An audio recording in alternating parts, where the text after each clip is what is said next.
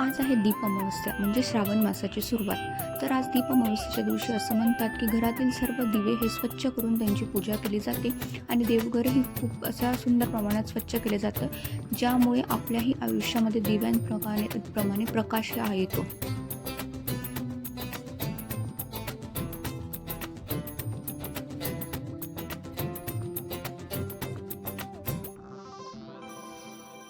शुभं करोति कल्याणं शुभं करोति कल्याणम् आरोग्यं धनसम्पदः आरोग्यं धनसम्पदः शत्रुबुद्धिविनाशाय शत्रुबुद्धिविनाशाय दीपज्योतिर्नमोऽस्तु ते दीपज्योतिर्नमोऽस्तु ते दीपज्योतिर्नमोऽस्तु ते